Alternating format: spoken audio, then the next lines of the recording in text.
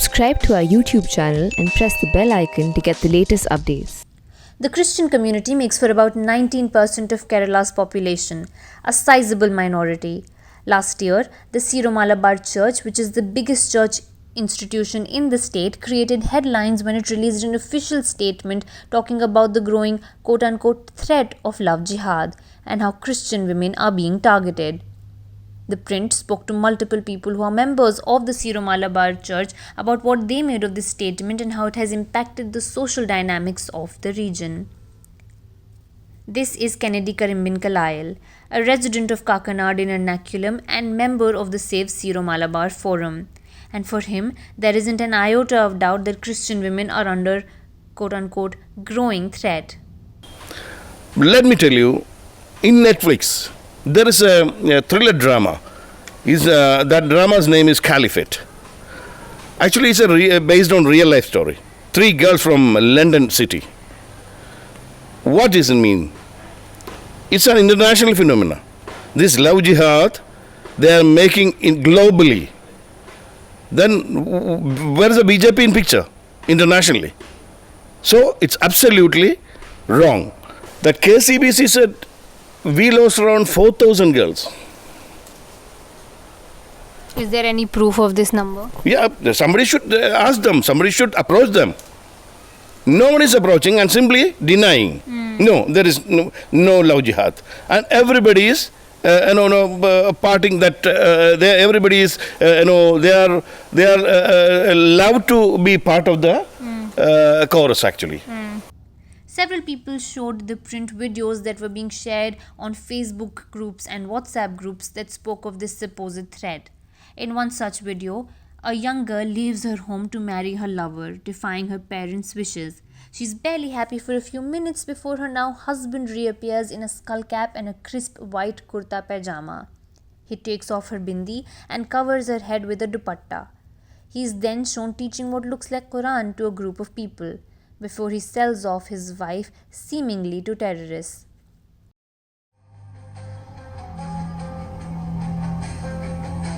In 2016, news emerged of 20-odd women in Kerala being recruited by the ISIS after converting to Islam, sending shockwaves. But the issue of love jihad hit headlines again in 2020 when the Syro-Malabar Church issued a very strong worded statement on the same. Christian women are being targeted and killed in the name of love jihad, the statement read. However, when ThePrint met the Archbishop of the Syro-Malabar Church, George ALLENCHERRY, he refused to comment on the love jihad issue but maintained he is all for communal harmony. There should be first of all communal harmony and peace. All should live together in total situation of peace and harmony. That is very important. There should be understanding between the religions, cultural groups, political parties. Just 2 months ago, in January, the Archbishop had met with Prime Minister Modi along with some other priests. The meeting, on the heels of the assembly elections, raised several eyebrows. We had similar meetings with the Prime Minister earlier also. Just after he came to power, in the first time also, we visited him at his benevolence that he gave appointment and we talked to them. So it is a usual process that we write to the Prime Minister or meet him personally and talk to him and so on. Then there are those who believe love jihad is a reality but disagree with the politicization of it. No, that love jihad should not have happened, but it is not good to take it to a political purpose. Politically changing it is, if it is such a phenomenon is there, it should not be allowed. It should be removed. And necessary action may be taken from the government side and whatever people concerned from that. But regarding it, dilating it some extent and pointing out some other religions and some other people, that is not good. I am thinking in that way only. It has come only when the second Modi government has come. Previously it was not coming. Second Modi government has come and regarding the political situation in the major of states have changed. The BJP in its election manifesto for Kerala has promised a law against love jihad if it comes to power. ThePrint met with Jose K. Mani, the leader of Kerala Congress M, a party hugely popular among Christians, about what he thinks of the Love Jihad issue. Kerala Congress M just months ago quit the UDF and joined hands with the LDF. There are some cases which has come up, because it has come up in the society, and we need to address it. Definitely we should address it. If something like that taking place, we should address it. Does the Kerala Congress M plan on addressing it? Does the Kerala Congress M plan on addressing it? Is Love Jihad something that the Kerala... That's what I'm saying. There are some issues and there are some apprehension about this.